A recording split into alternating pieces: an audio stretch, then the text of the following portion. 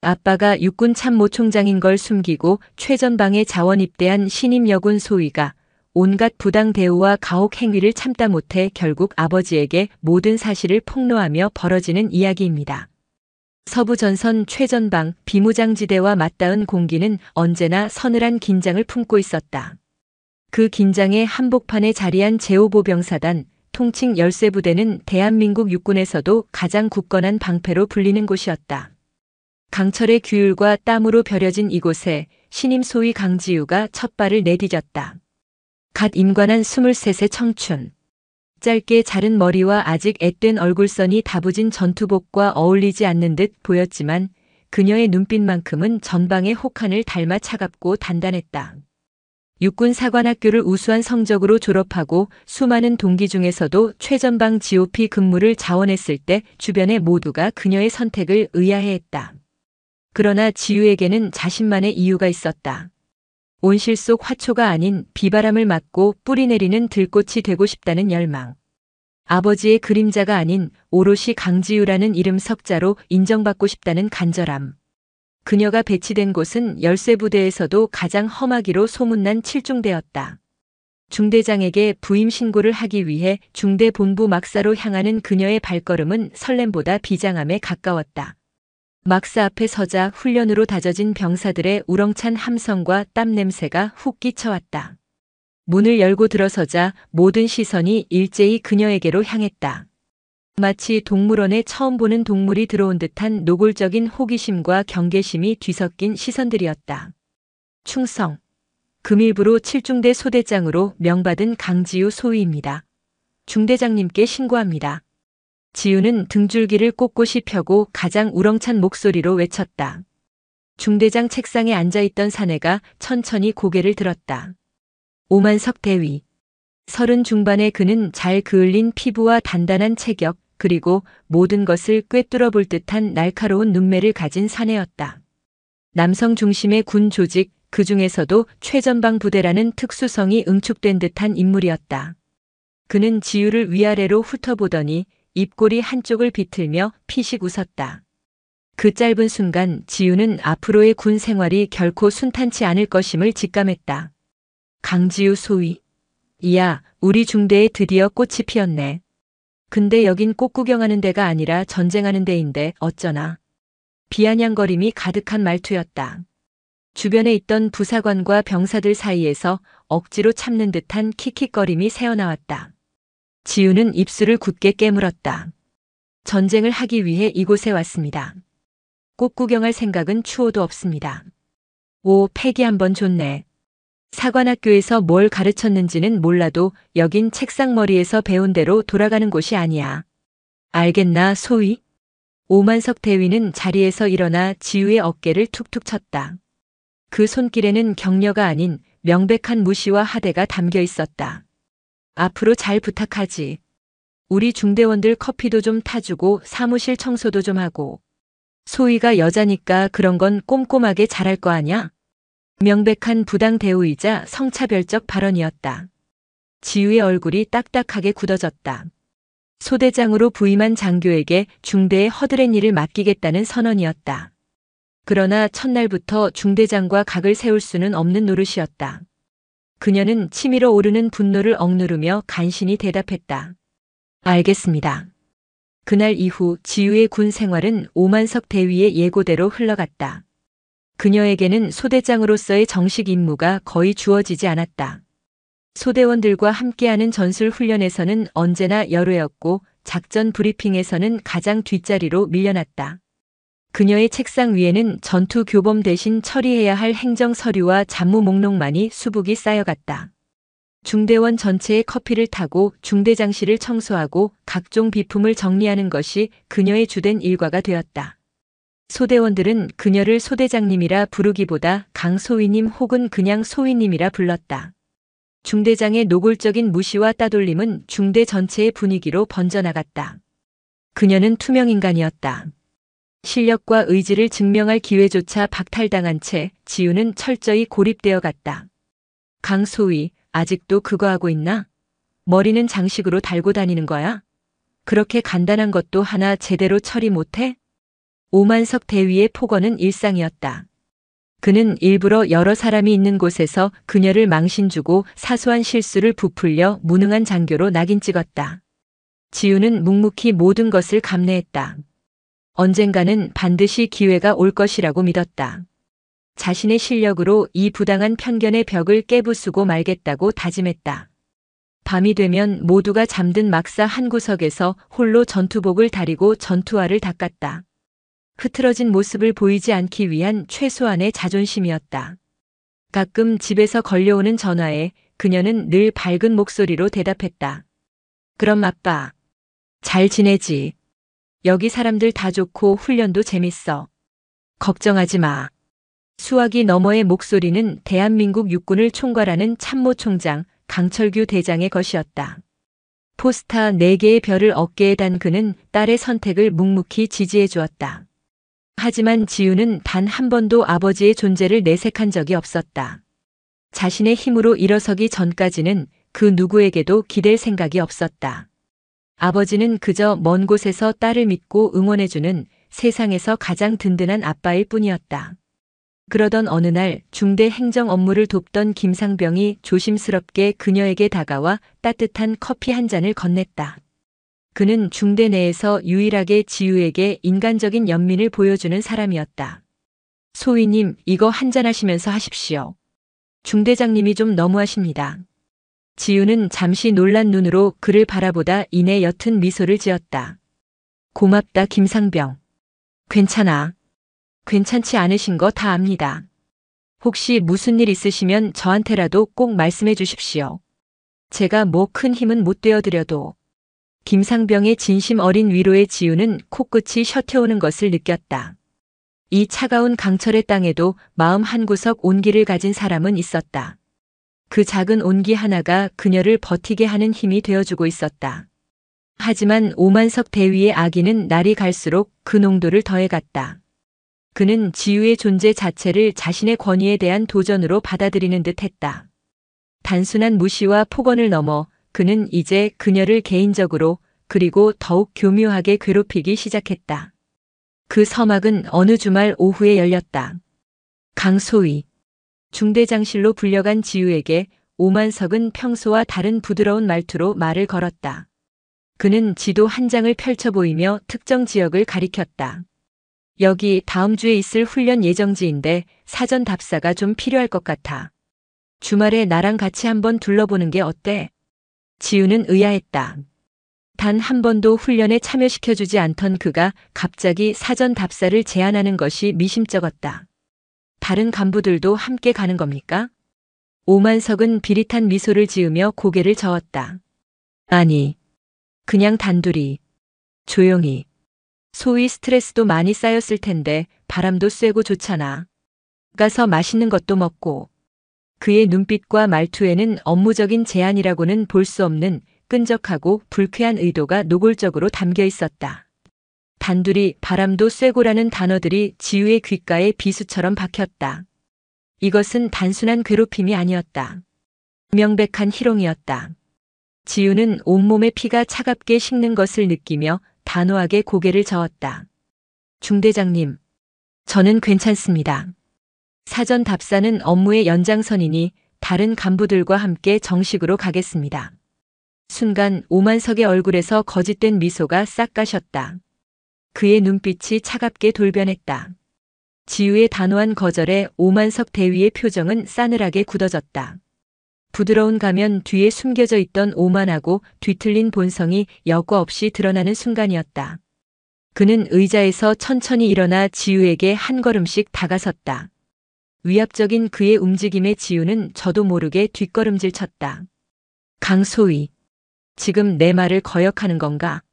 목소리는 낮았지만 그 안에 담긴 분노는 칼날처럼 날카로웠다. 중대장실의 공기가 얼음장처럼 차가워졌다. 업무 외적인 제안은 거절할 수 있다고 생각합니다. 지우는 두려웠지만 애써 태연한 척하며 그를 똑바로 마주보았다. 여기서 밀리면 끝이라는 것을 본능적으로 알았다.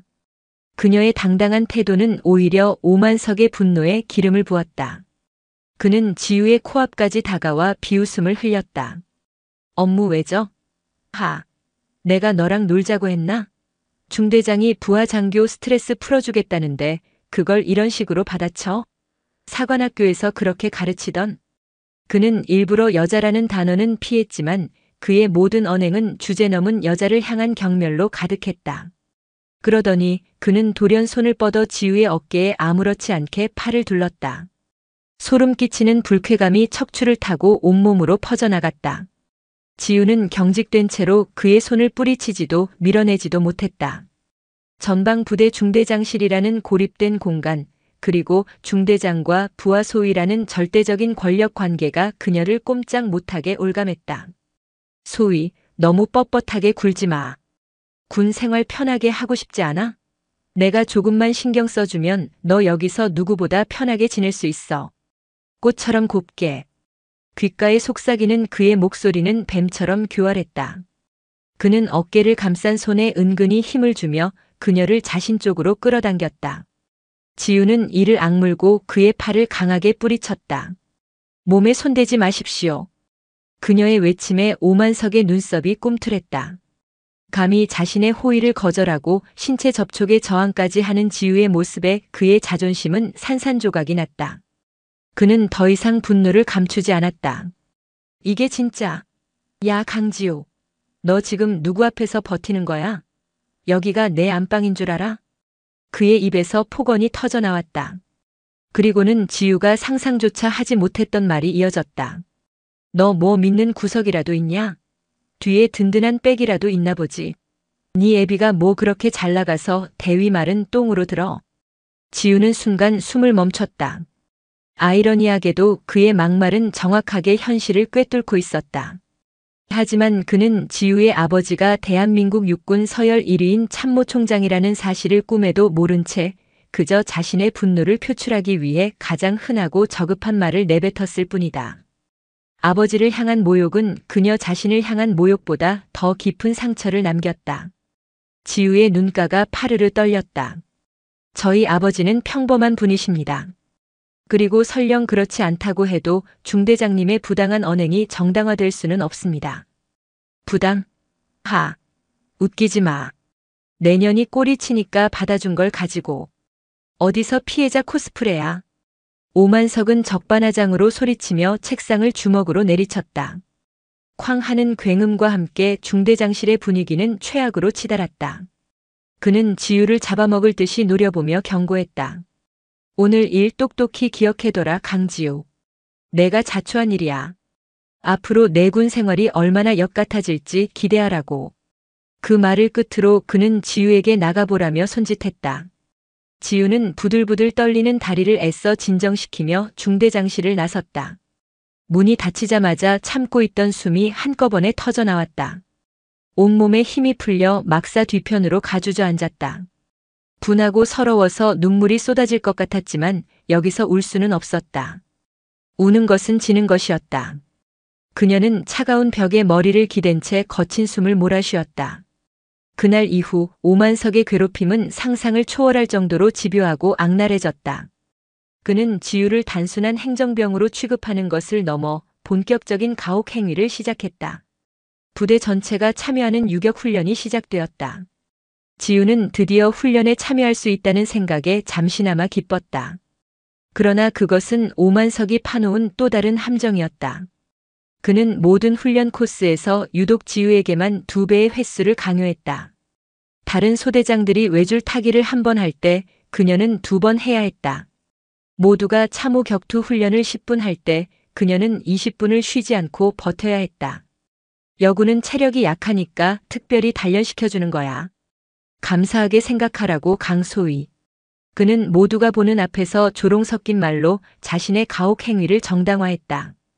지우는 온몸이 부서질 듯한 고통 속에서도 이를 악물고 버텼다. 흙과 땀으로 범벅이 된 채 탈진 직전까지 가면서도 그녀는 단 한 번도 포기하지 않았다.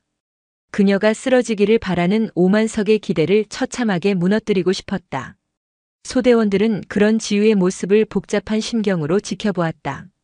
처음에는 중대장의 눈치를 보며 그녀를 외면했지만 인간의 한계를 시험하는 듯한 가혹 행위 속에서도 묵묵히 버텨내는 그녀의 모습에서 그들은 점차 경외심과 미안함을 느끼기 시작했다. 특히 그녀의 직속 소대원들은 자신들의 소대장이 부당한 대우를 받는 것에 대해 조금씩 분노를 느끼기 시작했다. 가장 지우를 힘들게 했던 것은 야간 물자 이송 훈련이었다. 칠흑 같은 어둠 속 각 소대는 20kg이 넘는 군장을 메고 지정된 목표 지점까지 물자를 운반해야 했다. 오만석은 훈련 직전 지우에게 다가와 그녀의 군장을 점검하는 척하며 교묘하게 어깨끈을 살짝 찢어 놓았다. 훈련이 시작되고 1시간쯤 지났을까? 험한 산길을 오르던 중 지우의 군장 어깨끈이 완전히 끊어지고 말았다. 20kg이 넘는 무게가 한쪽 어깨로 쏠리면서 그녀는 중심을 잃고 가파른 비탈길 아래로 굴러떨어졌다. 악! 날카로운 비명과 함께 그녀의 발목에서 끔찍한 통증이 느껴졌다. 발목이 심하게 접질린 것이었다. 함께 가던 소대원들이 놀라 달려왔지만 무전으로 상황을 보고받은 오만석의 목소리는 냉혹하기 짝이 없었다.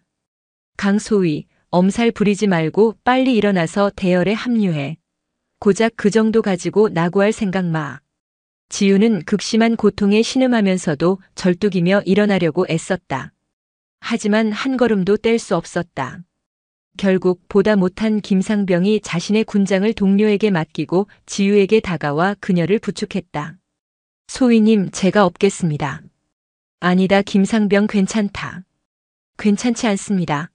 이러다 정말 큰일 나십니다. 김상병은 거의 반강제로 지우를 등에 업었다. 그의 등 뒤에서 지우는 처음으로 소리 없이 눈물을 흘렸다. 육체적 고통보다 이 부조리한 상황과 자신의 무력함이 그녀를 더욱 아프게 찔렀다. 오만석의 아기는 명백한 사리를 품고 그녀를 향해 달려들고 있었다. 이대로 가다가는 정말 목숨이 위험할 수도 있겠다는 공포가 엄습했다. 그리고 그 공포는 며칠 뒤 최악의 형태로 현실이 되었다. 오만석의 비호 아래 그의 추종자 역할을 하던 병사 2명이 선을 넘고 만 것이다. 물자 이송 훈련에서 입은 발목 부상은 생각보다 심각했다. 지우는 며칠간 의무실 신세를 져야 했고 그 기간 동안 오만석 대위의 눈초리는 더욱 살벌해졌다. 그는 지우가 꾀병을 부려 훈련을 피했다고 공공연히 떠들고 다녔다. 부대 내에서 지우의 입지는 회복 불가능할 정도로 추락한 듯 보였다. 부상에서 회복하여 절뚝거리며 중대로 복귀한 날 오만석은 기다렸다는 듯이 그녀를 호출했다. 그는 지우에게 탄약고 야간 경계 근무를 명령했다. 부상에서 갓 회복한 초급 장교에게 그것도 단독으로 야간 근무를 세우는 것은 명백한 보복성 조치였다. 그날 밤 달빛마저 구름에 가려 한 치 앞도 보이지 않는 어둠 속에서 지우는 홀로 탄약고를 지키고 있었다. 귓가에는 바람소리와 풀벌레 소리만이 가득했다. 그때 어둠 속에서 2개의 인형이 그녀에게 다가왔다. 중대장의 비호를 받으며 온갖 못된 짓을 일삼던 박상병과 이일병이었다. 강소위님, 밤중에 고생이 많으십니다. 능글맞은 목소리로 말을 걸어오는 박상병의 입에서는 술 냄새가 희미하게 풍겼다. 몰래 반입한 술을 마신 것이 분명했다. 지우는 K2 소총을 고쳐 잡으며 경계심을 늦추지 않았다. 근무 중이다. 용무 없으면 돌아가라. 에이, 너무 빡빡하게 구시네. 중대장님도 소위님 별로 안 좋아하시던데 우리랑 좀 친하게 지내시죠. 그러면 군 생활 편해질 텐데. 이일병이 한 걸음 더 다가서며 희죽거렸다. 그의 눈빛은 불순한 욕망으로 번들거렸다. 중대장님이 그러시던데 소위님이랑 단둘이 외박이라도 한번 나갔다 오면 스트레스가 확 풀릴 거라고. 우리랑 가는 건 어떠십니까? 소위님도 남자 생각날 때 되지 않았습니까? 선을 넘는 성희롱이었다. 지우의 얼굴에서 핏기가 가셨다. 분노로 온몸이 떨려왔다. 입 다물어. 한 번만 더 그따위 소리 짓거리면 상관 모독죄로 영창에 쳐넣을 줄 알아. 하지만 술기운과 오만석이라는 든든한 뒷배를 믿는 그들에게 지우의 경고는 들리지 않았다. 오히려 그녀의 분노를 즐기는 듯 했다. 우와, 무서워라. 근데 어쩌나? 여긴 우리밖에 없는데. 박상병이 비열하게 웃으며 지우의 팔을 잡으려 했다. 그 순간 지우는 더 이상 참지 않았다. 육사 시절부터 연마해온 특공무술이 몸에 배어 있었다. 그녀는 박상병의 손목을 꺾어 비틀며 그의 옆구리를 팔꿈치로 가격했다. 컥! 예상치 못한 반격에 박상병이 비명을 지르며 나뒹굴었다. 당황한 이일병이 욕설을 내뱉으며 지우에게 달려들었다. 그는 지우를 힘으로 덮치려 했다. 지우는 몸을 낮춰 그의 공격을 피하는 동시에 그의 다리를 걸어 넘어뜨렸다. 땅에 쓰러진 이일병의 관절을 꺾어 완전히 제압했다. 모든 것은 순식간에 일어난 일이었다. 정당방위였다. 소란을 듣고 다른 경계 근무자들이 달려왔을 때 상황은 이미 종료되어 있었다. 2명의 병사는 땅바닥에 쓰러져 신음하고 있었고 지우는 분노와 수치심으로 떨며 그들을 노려보고 있었다. 사건은 즉시 오만석 대위에게 보고되었다. 한밤중에 달려온 그는 쓰러진 2 병사를 보고는 자초지종을 묻지도 않고 지우의 뺨을 후려갈겼다. 짝! 살이 터지는 듯한 소리와 함께 지우의 고개가 돌아갔다. 입술이 터져 비릿한 피맛이 느껴졌다. 미친년! 내가 감히 부대원들을 폭행해? 남자한테 환장해서 꼬리치다가 안 넘어오니까 팬 거지, 안 그래? 인격 살인이었다. 오만석은 모든 죄를 지우에게 뒤집어 씌웠다. 그는 쓰러진 이일병을 부축하며 말했다. 걱정 마라. 저녀는 내가 반드시 군법회의에 넘겨서 군복 벗기고 말 테니까. 그는 지우를 향해 손가락질하며 악을 썼다. 강지우, 넌 끝났어. 하극상, 부대원 폭행. 넌 이제 전과자야. 영창 가는 걸로 안 끝나. 감방에 쳐넣어주마. 징계를 하겠다는 협박. 아니, 확신에 찬 선언이었다. 주변의 모든 병사들이 숨을 죽인 채 이 광경을 지켜보고 있었다. 그들의 눈에는 동정이 아닌 역시 여자는 안 되라는 식의 체념과 냉소가 어려 있었다. 누구도 그녀의 편에 서주지 않았다. 그녀는 완벽한 이방인이자 마녀 사냥의 희생양이었다. 그 순간 지우의 내면에서 무언가 툭하고 끊어졌다. 강한 의지, 끈기, 아버지의 명예에 누가 되지 않으려는 자존심, 자신의 힘으로 모든 것을 해결하려 했던 오기. 그 모든 것들이 산산조각 났다. 그녀는 더 이상 버틸 수 없었다. 오만석이 2 병사를 데리고 사라진 후 지우는 비틀거리며 막사 뒤편에 아무도 없는 곳으로 향했다. 차가운 벽에 등을 기댄 채 그녀는 주머니에서 휴대폰을 꺼냈다. 떨리는 손으로 단축번호 1번을 길게 눌렀다. 신호음이 몇 번 울리고 수화기 너머에서 익숙하고 낮은 목소리가 들려왔다. 지우냐? 아버지였다. 육군 참모총장 강철규 대장. 늘 강하고 든든했던 아버지의 목소리를 듣는 순간 그녀의 마지막 이성의 끈이 끊어졌다. 아빠. 목소리가 터져나왔다. 그러나 다음 말을 잊지 못했다. 뜨거운 눈물이 봇물 터지듯 쏟아져 내렸다. 지난 몇 달간 겪었던 모든 서름과 분노, 억울함과 공포가 울음이 되어 터져나왔다. 그녀는 어린아이처럼 목 놓아 울었다. 수화기 너머의 아버지는 아무 말 없이 딸의 울음소리를 듣고 있었다. 그 침묵은 그 어떤 위로보다 무겁고 깊었다. 한참을 울던 지우는 흐느끼며 간신히 입을 열었다. 아빠, 나 더는 못 참겠어요. 여기서 꺼내주세요. 제발 아빠, 저 좀 도와주세요. 자신의 힘으로 이겨내겠다던 다짐은 이미 산산조각 난 지 오래였다. 그녀는 처음으로 아버지에게 자신의 나약함을 인정하고 도움을 청했다. 그것은 패배 선언이자 마지막 남은 생존 본능의 외침이었다. 수화기 너머 강철규 대장의 침묵이 길어졌다. 딸의 울음 섞인 절규는 그의 심장을 칼로 도려내는 듯 했다. 그가 다시 입을 열었을 때 그의 목소리는 평소의 인자함은 온데간데 없이 전장의 냉혹한 지휘관처럼 차갑고 단단했다. 지우야. 지금 어디냐? 부대 이름, 위치, 그놈 이름. 정확히 말해라. 그 목소리에는 대한민국 육군 전체를 뒤흔들 거대한 폭풍의 전조가 담겨 있었다. 강철의 땅을 뒤엎을 서리가 내리기 시작하고 있었다.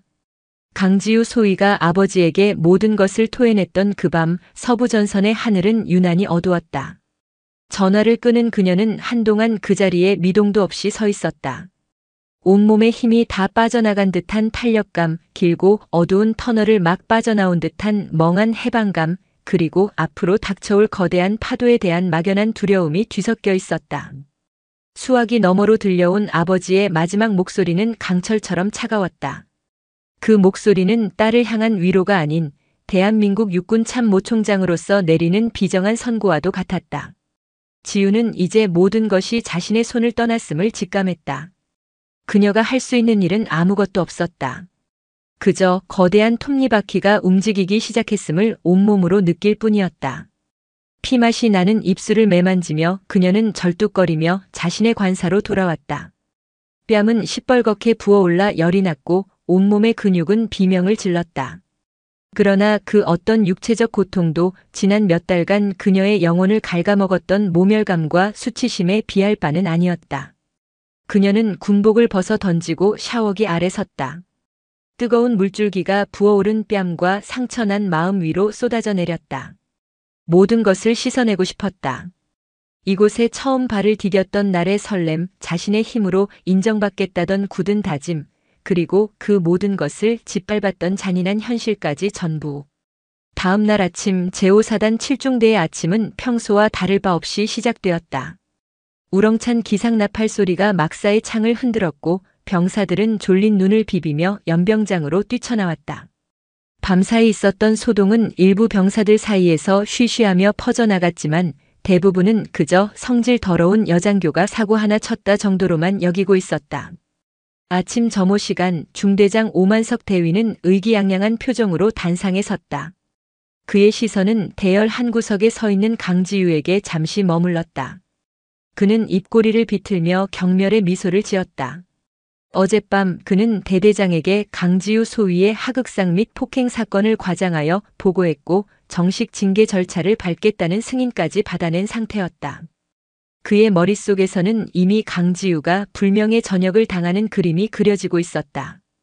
감히 자신의 권위에 도전하고 호의를 거절한 대가가 얼마나 끔찍한지 뼛속까지 느끼게 해줄 참이었다.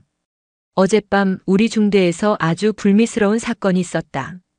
오만석은 점호가 끝난 후 일부러 전체 중대원이 듣도록 큰 소리로 말했다. 군인으로서의 본분을 망각하고 동료에게 폭력을 행사한 인원은 그 누구든 어떤 직책이든 엄중한 책임을 져야 할 것이다. 우리 7중대는 전우회로 뭉친 전투부대이지 사사로운 감정으로 주먹질이나 하는 건달패가 아니다. 그의 말 한마디 한마디는 지유를 겨냥한 칼날이었다. 지유는 부어오른 뺨을 애써 감추며 굳은 표정으로 그의 말을 듣고 있었다. 그녀의 눈빛은 더 이상 분노나 슬픔이 아닌 모든 것을 체념한 듯한 공허함이 자리하고 있었다. 바로 그 순간이었다. 두두두두두두. 고요한 아침의 공기를 찢는 육중한 헬리콥터의 로터 소리가 멀리서부터 빠르게 다가왔다. 소리는 점점 커져 중대 전체를 뒤흔들 정도의 굉음이 되었다. 모든 병사들의 시선이 일제히 하늘로 향했다. 그들의 눈에 들어온 것은 일반 수송 헬기가 아니었다. 날렵하고 위압적인 검은 동체, 육군 지휘부의 상징과도 같은 UH-의육식 블랙호크였다. 그리고 그 뒤를 따라 마치 약속이나 한 듯이 여러 대의 검은색 지휘관용 세단이 뽀얀 먼지를 일으키며 위병소를 통과해 중대 연병장을 향해 질주해 오고 있었다. 평화롭던 부대의 아침은 순식간에 아수라장으로 변했다. 오만석 대위의 얼굴에서 의기양양한 미소가 사라지고 당혹감과 의아함이 그 자리를 채웠다. 대대장급 이상의 고위 장성이 시차를 올 때나 볼 수 있는 광경이었다. 아무런 예고도 없이 육군본부 직할 헬기와 차량들이 일개 중대로 돌진해 오고 있는 이 상황을 그는 도저히 이해할 수 없었다. 블랙호크가 연병장 중앙에 착륙하며 강한 하강풍을 일으켰다. 병사들은 모래바람을 막기 위해 팔로 얼굴을 가렸다. 헬기의 문이 열리고 가장 먼저 모습을 드러낸 것은 한치의 흐트러짐도 없는 전투복을 입은 장성이었다. 그의 어깨에는 단 하나의 그러나 태산처럼 무거운 별이 빛나고 있었다. 준장이었다. 그의 이름은 윤지혁. 육군본부 감찰실장이었다. 뱀처럼 차가운 눈과 칼로 자른 듯한 인매를 가진 그는 육군 내에서 저승사자로 불리는 인물이었다.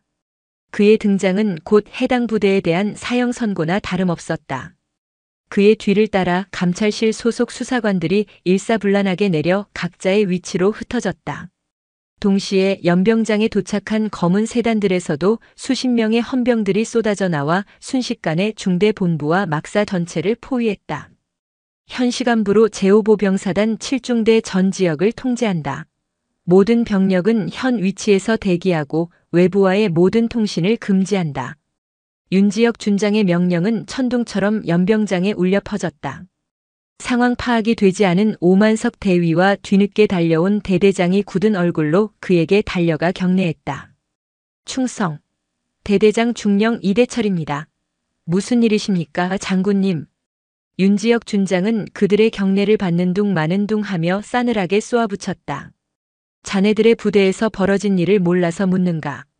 그의 시선은 대대장을 넘어 그 뒤에 서 있는 오만석 대위에게 정확히 꽂혔다.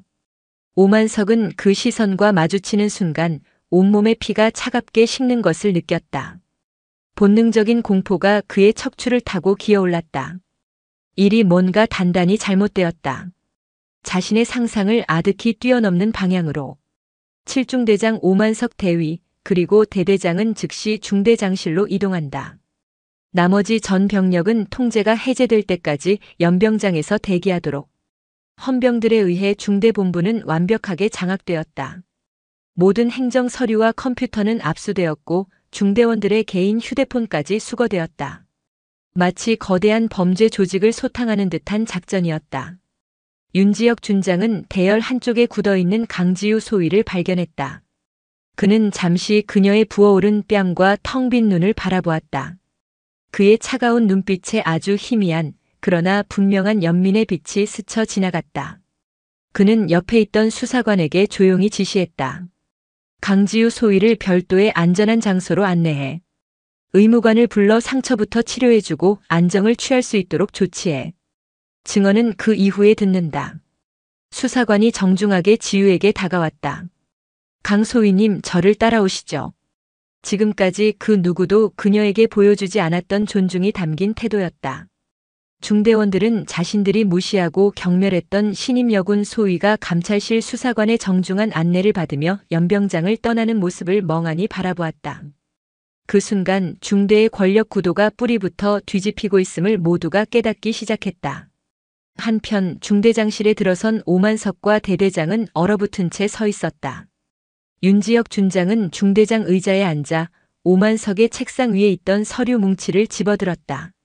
그것은 오만석이 밤새 작성한 강지우 소위에 대한 징계 요구서였다. 윤 준장은 그 서류를 한 장 한 장 넘겨보더니 이내 경멸적인 웃음을 흘리며 오만석을 향해 던졌다. 종이들이 힘없이 바닥으로 흩어졌다. 하극상, 폭행, 가관이군. 그는 자리에서 일어나 창밖을 내다보았다. 꽁꽁 얼어붙은 연병장과 그 위에 선 병사들을 바라보며 그는 나지막이 의졸였다. 오늘 이 부대에 아주 차가운 서리가 내릴 것이다. 오만석은 떨리는 목소리로 간신히 물었다. 도대체 무슨 일이 벌어지고 있는 겁니까? 그는 여전히 이 모든 사태의 원인이 강지우라는 사실을 깨닫지 못한 채 자신이 알지 못하는 다른 비리 사건에 휘말렸다고 생각하고 있었다. 그러나 윤지혁 준장의 다음 한마디는 그의 마지막 남은 희망마저 산산조각 냈다. 자네가 한 짓을 이제부터 뼈저리게 느끼게 될 거다. 오만석 대위. 차가운 공포가 오만석의 심장을 올감했다. 그는 자신이 얼마나 거대한 존재의 심기를 건드렸는지 그리고 그 대가가 무엇일지 상상조차 할 수 없었다. 그의 군 생활은 아니 그의 인생은 바로 오늘 이 아침 끝장나고 있었다. 육군본부 감찰실의 특별감찰은 한치의 오차도 없는 정교한 기계처럼 움직였다. 7중대는 완벽하게 외부와 차단되었고 윤지혁 준장이 지휘하는 수사팀은 부대의 모든 것을 해부하기 시작했다. 감찰의 핵심은 증언이었다. 객관적인 증거와 함께 사건에 관련된 인물들의 입을 통해 진실의 조각을 맞추는 작업이 시작되었다. 가장 먼저 증언대에 선 것은 강지우 소위였다. 부대 내 다른 건물에 마련된 임시조사실은 중대장실과는 달리 차분하고 안정된 분위기였다. 군의관에게 기본적인 치료를 받은 그녀의 뺨에는 하얀 거즈가 붙어 있었다. 윤지혁 준장은 직접 그녀의 증언을 청취했다. 그의 앞에는 녹음기와 속기사가 배석했다. 강소희, 편안한 마음으로 처음 부대에 부임했던 날부터 지금까지 겪었던 모든 일을 시간 순서대로 말해주면 된다. 사소한 것이라도 괜찮다. 보고 듣고 느낀 모든 것을. 윤 준장의 목소리는 차분했지만 그 안에는 반드시 진실을 밝혀내겠다는 단호한 의지가 담겨 있었다. 지우는 잠시 눈을 감고 심호흡을 했다. 그리고 천천히 입을 열었다. 그녀의 증언은 담담했다. 첫 부임날 오만석 대위가 했던 꽃 구경하러 온 게 아니다라는 조롱부터 시작되었다. 소대장 임무에서 배제된 채 커피를 타고 청소를 해야 했던 일들, 전술 훈련에서 열외되었던 소외감, 모두가 있는 앞에서 인격을 모독했던 폭언들. 그녀는 감정을 최대한 배제하고 마치 제3자의 일을 보고하듯 사실만을 나열했다. 어느 주말이었습니다. 오만석 대위는 저를 중대장실로 불러 단둘이 훈련 예정지 사전 답사를 가자고 제안했습니다. 바람도 쐬고 맛있는 것도 먹자는 말을 덧붙였습니다. 조사실의 공기가 미세하게 차가워졌다. 저는 업무의 연장선이니 다른 간부들과 함께 가겠다고 정중히 거절했습니다. 그러자 그는 태도가 돌변하며 제 어깨에 팔을 둘렀습니다. 그리고 군 생활 편하게 하고 싶지 않냐며 회유했습니다. 저는 그의 팔을 뿌리쳤습니다. 지우는 잠시 말을 멈추고 떨리는 손을 매만졌다. 그때의 불쾌감이 다시금 온몸을 훑고 지나갔다. 그러자 그는 폭언을 시작했습니다. 네 애비가 뭐 그렇게 잘 나가냐고 소리쳤습니다. 그리고 그날 이후 가혹 행위는 더욱 심해졌습니다. 그녀는 유격 훈련에서의 부당한 추가 훈련, 의도적으로 훼손된 군장 때문에 벌어졌던 야간 행군 낙오와 부상 사건까지 상세히 증언했다. 그리고 마침내 어젯밤의 사건에 이르렀다. 박상병과 이일병은 술에 취한 상태로 저에게 접근했습니다. 중대장의 말을 인용하며 입에 담을 수 없는 성희롱을 했습니다. 그리고 저를 힘으로 제압하려 했습니다. 저는 저를 지키기 위해 그들을 제압했을 뿐입니다. 하지만 오만석 대위는 자초지종을 묻지도 않고 저를 폭행하고 모든 책임을 저에게 뒤집어 씌웠습니다. 증언을 마친 지우의 눈에는 눈물이 고여 있었지만 그녀는 끝내 울지 않았다. 윤지혁 준장은 묵묵히 모든 것을 듣고 난 뒤 나지막이 말했다. 힘든 기억을 다시 떠올리게 해서 미안하다. 소위의 용기에 경의를 표한다. 이제 나머지는 우리가 할 일이다. 다음은 오만석 대위의 차례였다. 그는 대대장과 함께 분리되어 헌병들이 지키는 별도의 공간에 갇혀 있었다. 조사실로 불려온 그는 여전히 상황 파악을 하지 못한 채 억울함과 분노가 뒤섞인 표정이었다. 도대체 이게 무슨 짓입니까? 제가 뭘 그렇게 잘못했습니까? 그는 처음부터 강하게 나왔다. 2명의 수사관이 그를 신문했다. 그들은 오만석이 스스로 거짓의 성을 쌓아 올리도록 내버려 두었다. 강지우 소위와의 관계에 대해 말해보시죠. 관계랄 게 뭐 있습니까? 신임 소위가 부대 적응도 못하고 뺀질거리길래 군기를 좀 잡으려고 했을 뿐입니다. 여군이라고 특별 대우해 줄 수는 없는 것 아닙니까? 그는 강지우를 문제를 일으키는 부적응자로 몰아갔다. 성희롱이나 가혹 행위에 대해서는 전면 부인했다. 사전 답사 제안은 순수한 업무적 의도였으며 유격 훈련은 그녀의 부족한 체력을 단련시키기 위한 배려였다고 주장했다. 어젯밤 사건에 대해서는 더욱 교묘하게 거짓말을 늘어놓았다. 그 여자가 평소에도 행실이 불량했습니다. 병사들에게 먼저 꼬리를 치고 다녔습니다. 어젯밤에도 그 둘을 유혹하다가 자기 뜻대로 안 되니까 갑자기 돌변해서 폭력을 행사한 겁니다. 저는 중대장으로서 부하들을 보호하기 위해 그녀를 제지했을 뿐입니다. 그의 거짓말은 막힘이 없었다. 그는 자신이 완벽한 시나리오를 만들었다고 믿고 있었다. 그러나 수사관들은 그의 눈동자가 미세하게 떨리는 것을 놓치지 않았다. 한편 다른 조사실에서는 박상병과 이일병이 각각 분리되어 신문을 받고 있었다. 군 생활이 끝장날 수도 있다는 공포에 질린 그들은 처음에는 오만석 대위가 시킨 대로 입을 맞추려 애썼다. 그러나 수사관들은 노련했다. 이일병, 박상병은 이미 모든 걸 털어놓았다. 내가 술을 마시고 강소희를 성희롱한 것, 중대장이 뒤를 봐주기로 약속한 것까지 전부. 지금이라도 사실대로 말하면 정상 참작의 여지가 있지만 끝까지 거짓말하면 모든 죄를 내가 뒤집어 쓰게 될 거다. 전형적인 죄수의 딜레마였다. 고립된 상황에서 서로를 믿지 못하게 만들자 그들의 방어선은 쉽게 무너지기 시작했다. 특히 폭행의 직접적인 가해자였던 이일병은 울음을 터뜨리며 조금씩 진실을 내뱉기 시작했다. 저는 그냥 박상병이 하자는 대로 중대장님도 평소에 강소희를 안 좋게 보셔서 저희가 좀 그래도 괜찮을 줄 알았습니다. 그들의 증언은 서로 미묘하게 엇갈렸고 그 엇갈리는 지점들이 바로 진실의 균열이었다. 그리고 마침내 결정적인 증인이 조사실로 들어섰다. 중대 행정병 김상병이었다. 그는 깊은 고뇌 끝에 자신이 보고 들은 모든 것을 말하기로 결심했다. 그는 두려웠지만 더 이상 불의에 침묵하는 것이 자신을 더욱 부끄럽게 만든다고 생각했다. 강소희님은 부임 첫날부터 부당한 대우를 받으셨습니다. 김상병은 떨리는 목소리로 그러나 분명하게 증언했다. 오만석 대위가 지유에게 커피와 청소를 시켰던 일, 공개적으로 망신을 줬던 일, 야간 행군 때 다친 지유를 보고도 엄살 부리지 말라고 소리쳤던 일까지. 그의 증언은 강지유의 증언과 정확하게 일치했다. 그는 객관적인 제3자로서 부대 내에서 벌어진 조직적인 따돌림과 가혹 행위를 낱낱이 고발했다. 모두가 중대장님이 무서워서 혹은 동조해서 침묵했습니다. 저 또한 용기를 내지 못했습니다. 소위님께 정말 죄송합니다. 그의 증언은 진실의 무게추를 강지유 쪽으로 완전히 기울게 만들었다. 수사팀은 증언 확보와 동시에 물증 수집에도 나섰다. 지유가 제출한 어젯밤 사건 때 찢어진 전투복 상에 야간 행군 때 사용했던 어깨끈에 날카로운 것으로 그은 흔적이 선명한 군장, 박상병과 이일병이 숨겨두었던 술병들, 그리고 오만석 대위가 작성했던 편파적인 징계 요구서까지 모든 증거들이 하나의 진실을 가리키고 있었다. 모든 조각들이 맞춰졌다. 윤지혁 준장은 밤늦도록 정리된 보고서를 검토했다.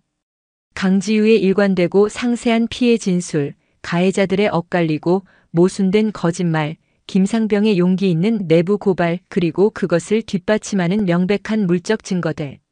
진실의 무게는 너무나도 명확했다. 윤지혁 준장은 맞은편에 앉은 수사관에게 보고서 파일을 닫으며 말했다. 내일 아침 대대장부터 중대장까지 관련 간부 전원을 집합시켜 마지막으로 그들의 변명을 들어줄 시간을 주겠다. 그의 목소리는 차가웠지만 눈빛은 이미 심판을 끝낸 재판관처럼 고요했다. 거짓의 성은 무너져 내렸고 이제 그 잔해를 치울 시간만이 남아 있었다. 다음 날 아침 7중대 본부 회의실의 공기는 사람의 숨소리마저 얼려버릴 듯 차갑고 무거웠다. 창문은 굳게 닫혔고 블라인드까지 내려져 실내는 대낮임에도 어두웠다. 상석에는 육군본부 감찰실장 윤지혁 준장이 앉아 있었고 그 양옆으로 감찰실 수사관들이 배석했다. 맞은편에는 대대장 이대철 중령과 중대장 오만석 대위가 죄인처럼 굳은 얼굴로 서 있었다. 밤사이 한숨도 자지 못한 듯 두 사람의 얼굴은 핏기 없이 창백했다. 윤지혁 준장은 아무 말 없이 책상 위에 놓인 두꺼운 보고서 파일을 손가락으로 툭툭 두드렸다.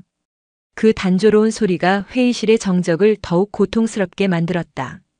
한참의 침묵 끝에 그가 입을 열었다. 그의 목소리는 감정이 전혀 실리지 않은 금속성의 소리였다. 어제부로 7중대 내에서 발생한 가혹 행위 및 인권 침해 사건에 대한 1차 조사를 마쳤다. 그는 보고서를 천천히 펼쳤다. 오만석 대위. 자네는 신임 장교인 강지유 소위가 부임한 첫날부터 정당한 사유 없이 소대장 임무에서 배제하고 커피 심부름 사무실 청소 등 사적인 업무를 강요했다. 인정하는가? 오만석의 입술이 파르르 떨렸다. 그는 필사적으로 변명했다. 그건 부대 적응을 돕기 위한 저 절대 사적인 감정은. 시끄럽다. 윤 준장은 그의 말을 가차없이 잘랐다. 자네는 다수의 부대원 앞에서 강소위의 인격을 모독하는 발언을 수시로 했으며 유격훈련과 야간 행군에서는 명백한 가혹 행위를 지시했다. 그 결과 강소위는 발목 부상을 입기도 했지. 이것도 배려였나? 그건 훈련 중 발생할 수 있는. 그렇다면 이것은 어떻게 설명할 텐가? 윤 준장은 수사관에게 눈짓했다. 수사관은 녹음기를 재생했다. 스피커를 통해 이일병의 울음 섞인 목소리가 흘러나왔다. 중대장님이 강소희 손 좀 봐주라고 뒤는 자기가 책임진다고 하셨습니다. 그래서 저희는. 오만석의 얼굴이 하얗게 질렸다. 자신의 추악한 민낯이 녹음된 목소리를 통해 까발려지는 순간 그의 다리가 후들거리기 시작했다. 윤 준장은 녹음기를 끄고 이번에는 사진 몇 장을 테이블 위로 던졌다. 박상병과 이일병이 술을 마셨던 현장 사진, 그리고 강지우의 찢어진 전투복 사진이었다. 성희롱과 폭행 미수 사건의 증거다. 자네는 이 사건의 진상을 파악하기는커녕 피해자인 강소희를 폭행하고 가해자들을 비호하며 사건을 은폐하려 했다. 심지어 강소희에게 모든 죄를 뒤집어 씌워 불명예 전역을 시키려 했지. 윤지혁 준장은 자리에서 일어났다. 그는 천천히 오만석에게 다가갔다. 그의 눈빛은 경멸과 혐오로 가득 차 있었다. 오만석 대위. 자네는 군인 이전의 인간으로서 실격이다. 자네의 그 오만하고 뒤틀린 성정과 저열한 남성 우월주의가 한 명의 유능한 장교를 벼랑 끝으로 몰고 군의 명예를 더럽혔다. 오만석은 더 이상 아무런 변명도 하지 못했다. 그의 오만했던 기세는 완전히 꺾여 있었고 이제 남은 것은 원초적인 공포뿐이었다. 그는 고개를 숙인 채 부들부들 떨기만 했다. 그리고 윤지혁 준장은 이 잔인한 심판의 대미를 장식할 마지막 한마디를 꺼냈다. 자네가 저지른 죄는 단순히 부하 장교 한 명을 핍박한 것에서 그치지 않아. 그 죄의 무게가 얼마나 무거운지 이제야 깨닫게 해주지. 그는 오만석의 턱을 잡아 강제로 고개를 들게 했다. 그리고 그의 눈을 똑바로 쳐다보며 얼음처럼 차가운 목소리로 말했다. 자네가 애비가 뭐 그렇게 잘 나가냐고 모욕했던 강지우 소위의 부친이 누군지 아는가? 오만석의 눈동자가 공포로 크게 확장되었다. 설마 하는 불길한 예감이 그의 온몸을 감쌌다. 현 대한민국 육군 참모총장 강철규 대장이시다.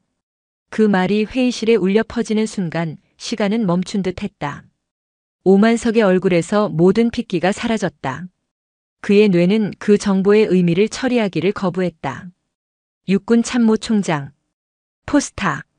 대한민국 육군 50만 대군의 정점에 서 있는 남자. 자신이 커피를 타게 하고 청소를 시키고 성희롱하고 폭행하고 군복을 벗기려 했던 신임 소위가 바로 그 남자의 외동딸이었다. 아! 그는 비명조차 지르지 못했다. 눈앞이 캄캄해지며 온몸에 힘이 빠져나가 그대로 바닥에 주저앉고 말았다. 단순히 군 생활이 끝나는 수준의 문제가 아니었다. 그는 대한민국 육군 전체를 적으로 돌린 것이나 마찬가지였다. 옆에 서 있던 대대장 이대철 중령 역시 사색이 된 얼굴로 뒷걸음질 쳤다. 자신의 관할 부대에서 벌어진 끔찍한 사건, 그리고 그 피해자가 참모총장의 딸이라는 사실. 그의 군 생활 역시 풍전등화의 신세가 되었음을 깨달았다. 관리 책임을 피할 수 없을 터였다. 그의 이마에서 식은땀이 비오듯 흘러내렸다. 윤지혁 준장은 바닥에 한 오만석을 경멸 어린 시선으로 내려다본 뒤 최종 처분을 선고했다. 오만석 대위. 금일부로 보직 해임한다. 신병은 즉시 육군 중앙수사단으로 이관하여 직권남용, 가혹행위, 폭행, 상관 모독교사, 직무유기 등 적용 가능한 모든 혐의에 대해 정식 수사를 진행한다. 박상병, 이일병은 군사재판 회부를 전제로 미결수 신분으로 헌병대에 구속 수감한다. 대대장 이대철 중령은 지휘 책임 소홀로 감찰 결과를 인사위원회에 회부, 엄중 문책할 것이다. 심판은 빠르고 단호했다. 그 시각 중대 내에는 이미 소문이 걷잡을 수 없이 퍼져나가고 있었다. 강지우 소위가 육군 참모총장의 딸이라는 충격적인 사실. 그리고 오만석 대위와 그 추종자들이 줄줄이 끌려가고 있다는 소식. 중대원들은 그야말로 대혼란에 빠졌다. 어제까지 자신들이 무시하고 조롱했던 문제 많은 신임 여군 소위.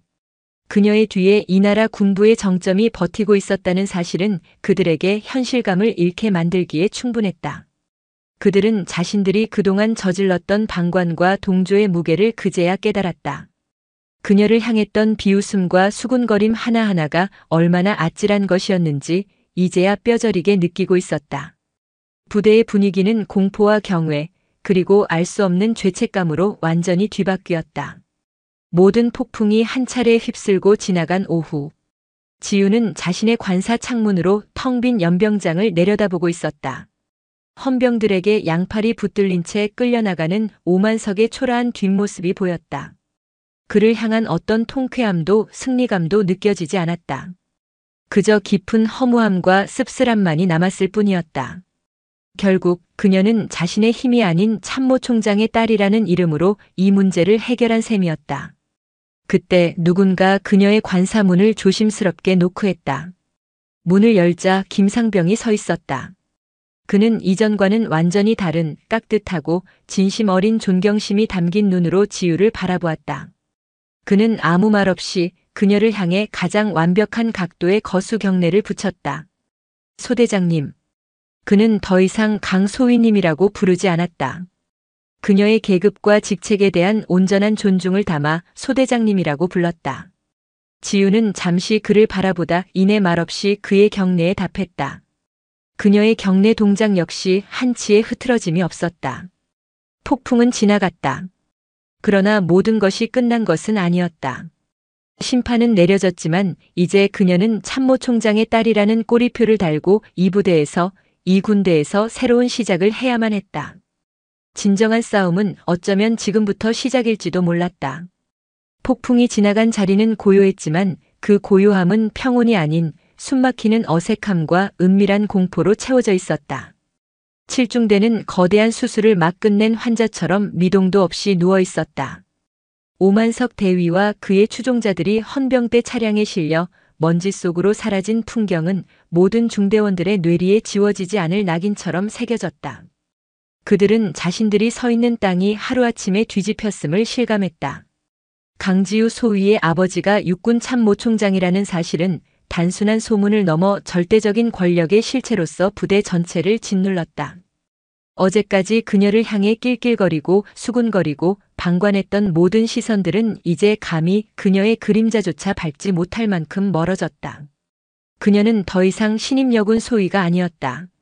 그녀는 참모총장의 딸이었고 그 이름은 보이지 않는 벽이 되어 그녀와 세상 사이에 높게 세워졌다.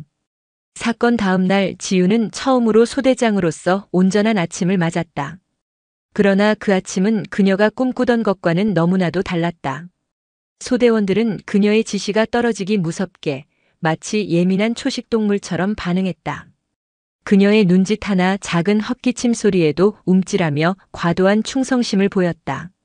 아침 구보를 위해 연병장에 도열했을 때 그녀의 앞에 선 소대원들의 눈에는 존경이 아닌 공포가 서려 있었다. 오늘부터 소대의 모든 훈련과 내무 생활은 내가 직접 관장한다. 이전까지의 잘못된 관행들은 모두 바로잡을 것이다. 질문 있나? 지우는 일부러 더 힘을 주어 말했다. 그러나 돌아오는 것은 칼날 같은 침묵뿐이었다. 아무도 그녀와 눈을 마주치려 하지 않았다. 그들은 마치 살아있는 지뢰를 대하는 듯 그녀를 조심스럽게 그리고 멀리서 대했다. 그녀는 소대원들에게 둘러싸여 있었지만 그 어느 때보다 철저히 혼자였다. 오후에는 사단 본부에서 파견된 임시 중대장이 부임했다. 그는 지우보다 나이가 조금 더 많은 원칙과 규정을 중시하는 FM 장교였다. 그는 부임 첫 일성으로 중대원 전체를 집합시켜 말했다. 지난 과오에 대해서는 더 이상 언급하지 않겠다. 그러나 오늘부터 칠중대는 육군 규정과 원칙에 따라 움직인다. 그 어떤 예외도 특권도 없을 것이다. 그의 시선은 중대원들을 훑다가 마지막으로 지우에게 잠시 머물렀다. 그 시선에는 어떠한 감정도 담겨 있지 않았지만 지우는 그 행간의 의미를 읽을 수 있었다. 당신 또한 예외가 아니다라는 무언의 경고. 그는 그녀를 참모총장의 딸로 대하지 않으려 애썼지만 바로 그 노력이 그를 더욱 부자연스럽게 만들고 있었다. 첫 훈련은 개인화기 사격이었다. 지우는 소대원들의 사격 자세를 교정해주기 위해 사선으로 들어섰다. 그녀가 한 병사의 뒤에 다가가 어깨를 짚으며 말했다. 견착이 불안정하다. 개머리판을 어깨에 더 밀착시켜. 그녀의 손길이 닿는 순간 병사의 몸이 돌처럼 굳어버렸다. 그는 거의 경기에 가까운 반응을 보이며 허둥지둥 자세를 고쳤다. 죄송합니다. 시정하겠습니다. 그 모습의 지우는 씁쓸함을 감출 수 없었다. 그녀는 조언을 하는 리더가 아니라 공포를 유발하는 감시자였다. 그녀가 원했던 것은 이런 것이 아니었다. 실력으로 소대원들의 신뢰를 얻고 그들과 함께 땀 흘리며 진정한 전우애를 나누고 싶었다. 그러나 참모 총장의 딸이라는 유리 왕관은 너무나도 무겁고 차가워서 그녀와 소대원들 사이에 건널 수 없는 강을 만들어버렸다. 그날 밤 지우는 관사에서 홀로 전투복을 다렸다. 창밖으로는 소대원들이 삼삼오오 모여 이야기를 나누는 모습이 보였다.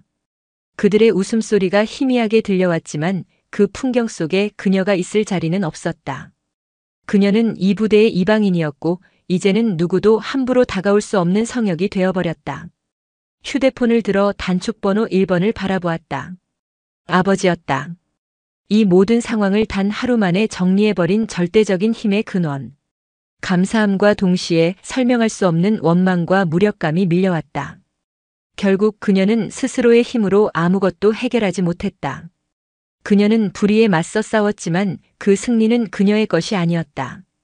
아버지의 보이지 않는 손이 모든 것을 해결했고 그녀는 그저 그 결과물을 받아든 어린아이에 불과했다. 그녀는 통화 버튼을 누르지 못했다. 무슨 말을 해야 할지 알 수 없었다. 고맙습니다라고 말하기에는 마음이 너무 복잡했고 이건 제가 원했던 게 아니에요라고 투정하기에는 너무나도 어리석은 불평이었다. 며칠이 흘렀다. 부대는 겉으로는 안정을 되찾아가는 듯 보였다. 그러나 보이지 않는 곳에서는 여전히 거대한 파도의 여진이 계속되고 있었다. 오만석 대위와 관련자들에 대한 육군 중앙수사단의 강도 높은 조사가 진행 중이라는 소식이 들려왔고 대대장은 결국 다른 한직으로 전출 명령을 받았다. 칠중대는 마치 태풍의 눈처럼 기묘한 평온과 긴장감 속에 놓여 있었다. 지우는 자신의 역할을 묵묵히 수행하려 애썼다. 소대원들의 훈련 계획을 짜고 내무반을 순찰하고 행정 업무를 처리했다. 그녀는 누구보다 먼저 일어나고 가장 늦게 잠들며 스스로에게 더욱 엄격한 잣대를 들이댔다. 참모 총장의 딸이라는 꼬리표를 실력으로 지워내고 싶었다. 그러던 어느 날 훈련을 마치고 돌아온 그녀에게 김상병이 조심스럽게 다가왔다. 그는 다른 소대원들의 눈치를 살피며 작은 목소리로 말했다. 소대장님, 드릴 말씀이 있습니다. 지우는 그를 막사 뒤편의 조용한 곳으로 데려갔다. 김상병은 한참을 망설이다 이내 결심한 듯 고개를 숙였다. 죄송합니다. 소대장님께서 그동안 부당한 대우를 받으실 때 아무것도 하지 못했습니다. 방관했던 것 정말 죄송합니다. 그의 목소리에는 진심 어린 죄책감이 담겨 있었다. 오만석의 폭정이 끝난 이후 그에게 처음으로 건네는 인간적인 사과였다. 지우는 잠시 놀란 눈으로 그를 바라보다 이내 희미하게 미소 지었다. 고개를 들어라, 김상병. 자네의 잘못이 아니다. 아닙니다. 저도 비겁했습니다. 하지만 앞으로는 절대 그런 일 없을 겁니다. 소대장님을 진심으로 따르겠습니다. 그의 말에 지우의 얼어붙었던 마음 한구석이 조금 녹아내리는 듯 했다. 이 차가운 유리성에 갇힌 그녀에게 김상병이 내민 손은 작지만 따뜻한 온기를 전해주었다. 어쩌면 모든 것이 끝난 것은 아닐지도 모른다. 이 무거운 유리 왕관을 쓰고서라도 그녀가 가야 할 길은 아직 남아 있었다. 진정한 리더십은 권력의 이름이 아닌 사람의 마음을 얻는 것에서 시작됨을 그녀는 어렴풋이 깨닫고 있었다. 기묘한 평온이 흐르던 칠중대에 새로운 변화의 바람이 불어온 것은 그로부터 일주일 뒤였다. 사단 본부에서 정식으로 발령난 새로운 중대장이 부임한 것이다. 중대원들은 또 어떤 인물이 올 것인지에 대한 불안과 기대를 안고 연병장에 도열했다. 그리고 그들 앞에 나타난 인물은 모두의 예상을 뛰어넘는 사람이었다. 충성. 금일부로 칠중대장으로 명받은 차민서 대위다. 단상에 선 것은 30 초반의 다부진 체격을 가진 여군 대위였다.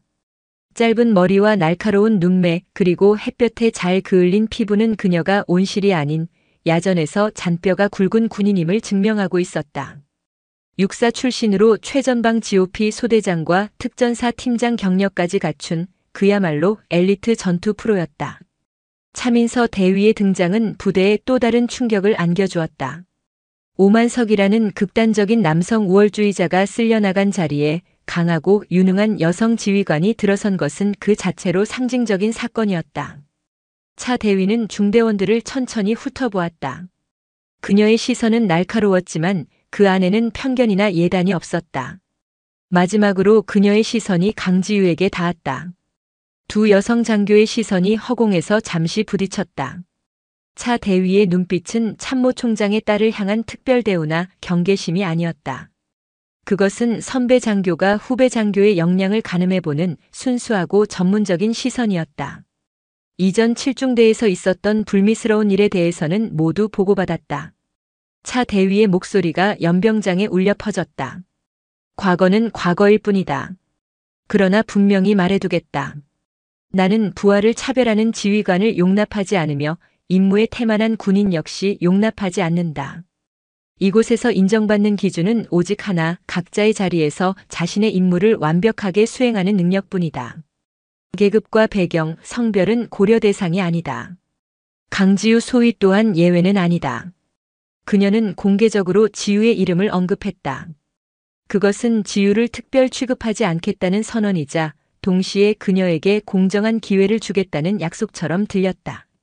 지우는 허리를 꼿꼿이 세우고 그녀의 말을 들었다. 두려움이 아닌 건강한 긴장감이 온몸을 감쌌다. 드디어 자신을 군인 강지우로 봐주는 지휘관을 만난 것 같았다. 차민서 대위의 지휘 아래 7중대는 빠르게 변화하기 시작했다. 훈련 강도는 이전보다 훨씬 높아졌지만 그 과정은 투명하고 합리적이었다. 그녀는 책상에 앉아 명령만 내리는 지휘관이 아니었다. 완전 군장을 하고 병사들과 함께 산을 올랐고 가장 먼저 흙바닥에 엎드려 포복을 했다. 그녀의 솔선수범에 중대원들은 점차 과거의 악몽을 잊고 새로운 활기를 되찾아갔다. 지우에게도 진짜 소대장으로서의 역할이 주어졌다. 차 대위는 그녀에게 소대 전술 훈련 계획의 수립과 실행을 전적으로 위임했다. 지우는 밤을 새워가며 작전 지도를 분석하고 가장 효율적인 훈련 프로그램을 만들었다. 그리고 소대원들과의 거리를 좁히기 위해 1:1 면담을 시작했다. 처음에는 어색해하고 두려워하던 소대원들도 진심으로 자신들의 이야기를 들어주고 고충을 해결해 주려는 그녀의 노력에 조금씩 마음을 열기 시작했다. 특히 김상병은 소대 내에서 지우의 든든한 조력자 역할을 톡톡히 해냈다. 그는 다른 소대원들에게 지우의 진심을 전하며 소대장과 소대원들 사이에 얼어붙은 강을 녹이는 다리가 되어주었다. 그러던 어느 날 사단 전체가 참여하는 대규모 전술 훈련이 예고되었다. 각 중대의 전투력을 종합적으로 평가하는 연중 가장 중요한 훈련이었다. 7중대에게는 과거의 오명을 씻고 새롭게 태어났음을 증명할 기회였고 지우에게는 참모총장의 딸이라는 꼬리표를 떼어낼 절호의 기회였다. 이번 훈련 제대로 한번 해보자. 우리가 왜 최전방을 지키는 열쇠 부대인지 똑똑히 보여주는 거다. 차 대위의 말에 중대원들의 눈빛이 뜨겁게 타올랐다. 지우 역시 마찬가지였다. 그녀는 자신의 일소대가 이번 훈련에서 최고의 성과를 내도록 만들겠다고 다짐했다. 훈련 준비가 한창이던 주말, 지우는 잠시 외출을 나와 시내 서점에서 전술 관련 서적을 찾고 있었다. 그때 익숙하지만 보고 싶지 않았던 얼굴과 마주쳤다. 한직으로 좌천되었던 전 대대장 이대철 중령이었다. 그는 사복 차림이었지만 군인 특유의 자세는 감출 수 없었다. 그의 얼굴은 그늘져 있었고 몇 주 사이에 폭삭 늙어버린 듯 했다. 그는 지우를 알아보곤 잠시 멈칫했다. 그의 눈에는 원망과 두려움 그리고 비굴함이 복잡하게 뒤섞여 있었다. 그는 지우에게 다가와 어색하게 고개를 숙였다. 강소희, 잘 지내는가? 네. 대대장님. 지우는 예를 갖춰 답했다. 그의 추락이 자신 때문인 것만 같아 마음이 편치 않았다. 자네 때문에 내 군 생활이 이렇게 될 줄은 허허. 그는 자조적인 웃음을 흘렸다. 그의 말에는 가시가 돋쳐 있었다. 세상 참 무섭더군. 나는 정말 자네 아버님이 누군지 꿈에도 몰랐네. 그는 결국 모든 원인을 그녀의 배경으로 돌리고 있었다. 지우는 더 이상 그와 대화를 섞고 싶지 않았다. 저는 제자리에서 제 임무를 다했을 뿐입니다. 이만 가보겠습니다. 그녀는 차갑게 돌아섰다. 그의 존재는 그녀에게 다시 한번 상기시켰다. 그녀가 아무리 발버둥 쳐도 사람들은 그녀를 강지우가 아닌 강철규의 딸로 본다는 사실을, 그리고 그 사실이 누군가에게는 칼이 되어 꽂힐 수 있다는 것을. 관사로 돌아온 그녀는 착잡한 마음에 아버지에게 전화를 걸었다. 지난번 통화 이후 처음이었다. 지우냐? 무슨 일 있나? 아니에요, 아빠. 그냥 목소리 듣고 싶어서요. 아버지는 아무것도 묻지 않았다. 그저 묵묵히 딸의 목소리를 듣고 있었다. 지우는 이대철 중령을 만났던 일을 털어놓았다. 자신의 존재가 누군가에게 상처가 되는 것 같아 힘들다고 솔직하게 말했다. 수학이 넘어 아버지는 한참 동안 말이 없다가 나지막이 입을 열었다. 지우야. 아비의 이름이 내게 무거운 짐이 될 수도 있겠지. 그것이 내게 문을 열어주기도 하지만 때로는 그 문을 가로막는 벽이 되기도 할 게다. 하지만 기억하거라. 이름은 문을 열어줄 뿐 그 문을 통과해 방을 가로지르는 것은 오롯이 너의 두 발이어야 한다. 내 실력으로 증명해내거라. 내가 누구의 딸이어서가 아니라 군인 강지우가 얼마나 유능한지를. 그것만이 너를 둘러싼 모든 시선으로부터 너를 자유롭게 할 것이다. 아버지의 말은 강철을 단련하는 불처럼 뜨겁게 그녀의 가슴을 파고들었다. 그녀는 눈을 감았다. 그래, 더 이상 도망치거나 원망하지 않겠다. 이 무거운 왕관의 무게를 견디고 이 유리성을 내 발로 걸어 나오겠다. 다가오는 훈련이 바로 그 첫걸음이 될 것이다. 그녀의 눈빛이 이전과는 비교할 수 없을 만큼 단단하고 강인하게 빛나기 시작했다. 대규모 전술 훈련에 막이 올랐다. 서부 전선 일대의 광활한 훈련장은 실전을 방불케 하는 긴장감으로 가득 찼다. 포성과 총성, 흙먼지와 함성이 뒤섞여 거대한 교향곡을 만들어냈다. 강지우 소위가 이끄는 일소대는 이번 훈련에서 가장 어렵고 중요한 임무 중 하나를 부여받았다. 적의 주요 보급로를 차단하고 가상의 지휘 시설을 타격하는 임무였다. 훈련 첫날, 일소대는 칠흑 같은 어둠을 뚫고 적진 깊숙이 침투했다. 모든 것이 순조롭게 진행되는 듯 했다. 그러나 능선을 거의 다 넘어섰을 때 예상치 못한 상황이 발생했다. 대항군으로 분한 적의 매복조와 마주친 것이다. 적이다. 전원 은폐. 지우의 외침과 동시에 양측에서 격렬한 총격전이 벌어졌다. 공포탄 소리가 고막을 찢을 듯 울려 퍼졌다. 훈련 상황이었지만 아드레날린이 솟구치는 것은 실전과 다름없었다. 바로 그때 소대원 한 명이 비명을 지르며 쓰러졌다. 의무병, 부상자 발생. 판정관이 달려와 그의 상태를 확인하고 외쳤다. 전사 처리, 해당 인원 훈련 제외. 시작부터 전력의 손실이 발생했다. 소대원들의 얼굴에 당황한 기색이 역력했다. 설상가상으로 교전으로 인해 위치가 노출되면서 대항군의 포격 지원이 시작되었다. 훈련용 포탄이 근처에 떨어지며 흙과 연기를 뿜어냈다. 소대장님, 이대로는 고립됩니다. 퇴각해야 합니다. 부소대장이 다급하게 외쳤다. 그러나 지우의 생각은 달랐다. 여기서 물러서면 임무 실패였다. 그녀는 빠르게 지도를 살폈다. 그녀의 머릿속에서 수없이 반복했던 시뮬레이션과 전술 교범의 내용들이 교차했다. 아니다. 지금 퇴각하면 적의 추격에 더 큰 피해를 입는다. 계획을 변경한다. 그녀의 목소리는 다급한 상황 속에서도 놀랍도록 침착했다. 2분대 현재 위치에서 엄호 사격으로 적의 시선을 끌어라. 1분대 나를 따르라. 저쪽 계곡으로 우회해서 적의 측면을 친다. 그것은 교범에는 없는 위험 부담이 큰 도박과도 같은 결정이었다. 그러나 그녀는 현재 지형과 적의 화력 그리고 소대원들의 상태를 종합적으로 판단해 가장 승산 있는 길을 선택한 것이었다. 소대장님, 너무 위험합니다. 내 명령에 따르라. 할 수 있나? 지우가 소대원들의 눈을 하나하나 마주치며 물었다. 그 순간 그녀의 눈빛에는 참모 총장의 딸의 권위가 아닌 생사를 함께하는 지휘관의 굳은 신뢰가 담겨 있었다. 소대원들은 잠시 망설였지만 이내 결심한 듯 소리쳤다. 할 수 있습니다. 가장 먼저 대답한 것은 김상병이었다. 그의 대답에 다른 소대원들도 용기를 얻었다. 작전은 시작되었다.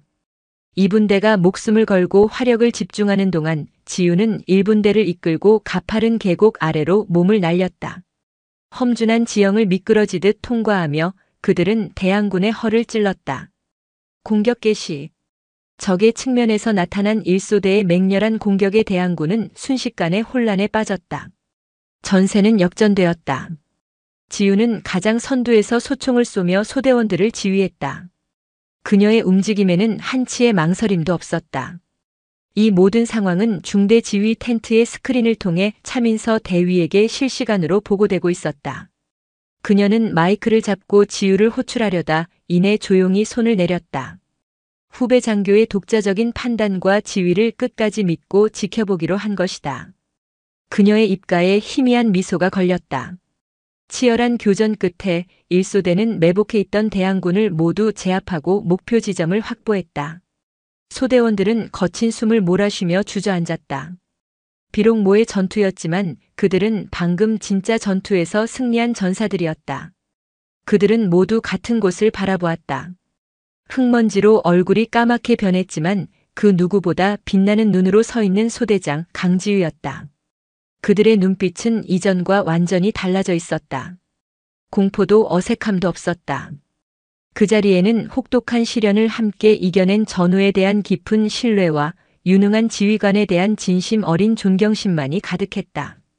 훈련이 모두 끝난 후 7중대는 종합평가에서 사단 최우수 중대로 선정되는 영예를 안았다. 특히 강지우 소위의 1소대는 절체절명의 위기 상황에서 보여준 독창적인 전술과 뛰어난 지휘 능력으로 모든 지휘관들의 극찬을 받았다. 시상식이 끝난 저녁 차민서 대위가 지우를 불렀다. 그녀는 따뜻한 커피 한 잔을 건네며 말했다. 오늘 아주 잘했다, 강소위. 감사합니다, 중대장님. 솔직히 말해서 자네가 처음 부임했을 때 걱정이 많았다. 자네의 배경이 약이 될지 독이 될지. 하지만 오늘 자네는 실력으로 모든 것을 증명해 보였어. 차 대위는 지우의 어깨를 툭 치며 웃었다. 나는 자네 아버지가 누군지 관심 없다. 내 눈앞에 있는 자네는 아주 똑똑하고 용감한 내 부하 강지우 소위일 뿐이다. 앞으로도 계속 그렇게 증명해 나가라. 그것은 지우가 이 부대에 온 이후 가장 듣고 싶었던 말이었다. 아버지의 이름이 아닌 오롯이 자신의 이름과 실력으로 받은 최초의 인정이었다. 그녀는 자신도 모르게 눈시울이 뜨거워지는 것을 느꼈다. 그날 밤 1소대 내무반에서는 조촐한 축하 파티가 열렸다. 소대원들이 십시일반 모은 돈으로 사온 과자와 음료수를 나누며 그들은 훈련의 무용담을 이야기꽃으로 피웠다. 지우도 그 자리에 함께했다. 그녀는 더 이상 유리성에 갇힌 공주가 아니었다. 그녀는 소대원들과 어깨를 나란히 하고 웃고 떠드는 그들의 진정한 리더였다. 김상병이 음료수 캔을 들고 그녀에게 다가와 말했다. 소대장님 정말 멋지셨습니다. 오늘 저희는 소대장님을 믿고 따랐고 저희의 믿음이 틀리지 않았다는 것을 알았습니다. 지우는 웃으며 그의 캔에 자신의 캔을 부딪혔다. 아니, 내가 너희들을 믿었다. 그리고 너희는 내 믿음에 답해준 거고. 창밖은 여전히 어두웠지만 내무반 안은 그 어느 때보다 밝고 따뜻한 온기로 가득했다. 강지우. 그녀는 마침내 무거운 유리 왕관을 벗어 던지고 수많은 시련과 불길 속에서 단련된 강철처럼 단단하고 빛나는 자신의 이름을 스스로 증명해내고 있었다. 최우수 중대라는 영예와 함께 대규모 전술 훈련은 막을 내렸다. 7중대는 마침내 과거의 오명을 씻고 실력과 단결로 뭉친 전투부대로 다시 태어났다. 그 중심에는 강지우 소위와 그녀의 1소대가 있었다. 훈련장에서 보여준 그녀의 탁월한 지휘 능력과 위기 대처 능력은 더 이상 참모총장의 딸이라는 배경으로 설명할 수 없는 그녀 자신만의 빛나는 성과였다. 소대원들은 이제 그녀를 진심으로 따랐다. 그들의 눈빛에서 더 이상 공포나 어색함은 찾아볼 수 없었다. 그 자리에는 함께 죽을 고비를 넘기며 쌓아올린 굳건한 신뢰와 유능한 지휘관에 대한 순수한 존경심만이 존재했다. 지우는 비로소 자신이 꿈꾸던 진짜 군인의 삶을 살고 있는 듯 했다. 그러나 평화는 길지 않았다. 그녀가 걷어낸 짙은 그림자 뒤편에서 또 다른 형태의 희미한 그림자가 조용히 드리워지기 시작했다. 오만석 대위와 관련자들에 대한 육군 중앙수사단의 조사가 마무리되고 그 결과가 군 내부에 조용히 퍼져나갔다. 결과는 예상보다 훨씬 가혹했다. 오만석은 불명예 전역은 물론 직권남용과 가혹행위 등의 혐의로 실형을 선고받았다. 사건을 방관하고 묵인했던 전 대대장 역시 강등과 함께 보직 해임이라는 중징계를 피하지 못했다. 이 소식은 군 전체에 경종을 울리는 동시에 미묘한 파장을 일으켰다. 대부분의 사람들은 부패한 지휘관이 마땅한 처벌을 받은 것이라며 당연하게 여겼다. 하지만 일부에서는 다른 목소리가 나오기 시작했다. 그 목소리는 지우를 직접적으로 비난하지는 않았지만 교묘하게 그녀를 성역으로 만들고 그녀의 존재 자체를 부담스러워하는 분위기를 조성했다. 참모총장 따님을 건드린 대가가 저렇게 크다니 앞으로 누가 저 부대에 가서 맘 편히 지휘할 수 있겠어. 말 한마디 행동 하나 잘못했다가는 바로 군복 벗을 판인데 알아서 기어야지. 그림자는 그런 수군거림을 자양분 삼아 자라났다. 지우는 이제 건드려서는 안 될 사람이 되었다. 그녀의 의도와는 상관없이 그녀의 배경은 그녀 자신을 고립시키는 또 다른 형태의 벽이 되고 있었다. 동기 장교들은 그녀를 대하기 어려워했고 상급자들은 그녀에게 업무를 지시하는 것조차 조심스러워했다. 그녀가 훈련장에서 피땀 흘려 얻어낸 유능한 지휘관이라는 명성은 무서운 배경을 가진 여자라는 새로운 편견의 그림자에 조금씩 가려지고 있었다. 지우는 이 변화를 피부로 느꼈다. 아무도 그녀에게 대놓고 말하지 않았지만 그녀를 대하는 공기 자체가 달라져 있었다. 그녀는 다시 외로워졌다. 이전의 외로움이 멸시와 따돌림에서 오는 뜨거운 고통이었다면 지금의 외로움은 경외와 거리감에서 오는 차가운 소외감이었다. 그러던 어느 날 그녀에게 육군본부로부터 한 통의 전화가 걸려왔다. 아버지는 아니었다. 아버지의 부관이었다. 강 소위님 참모총장님께서 소위님의 안위를 많이 염려하고 계십니다. 정중하지만 사무적인 목소리였다. 최전방 근무가 여러모로 고되고 최근 불미스러운 일까지 겪으셨으니 본부에서 소위님의 전공과 능력을 살릴 수 있는 자리를 알아보고 있습니다. 정책부서나 해외 파병 준비단 같은 곳으로 옮기시면 더 안정적인 환경에서 경력을 쌓으실 수 있을 겁니다. 그것은 제안의 형태를 띤 사실상의 명령이었다. 아버지의 이름으로 내려온 배려이자 그녀를 이 위험하고 시끄러운 최전방에서 꺼내 안전한 울타리 안으로 들이려는 시도였다. 오만석 사건을 겪으며 딸이 받았을 상처를 염려하는 아버지의 마음이 느껴졌지만 동시에 지우는 가슴 한구석이 서늘해지는 것을 느꼈다.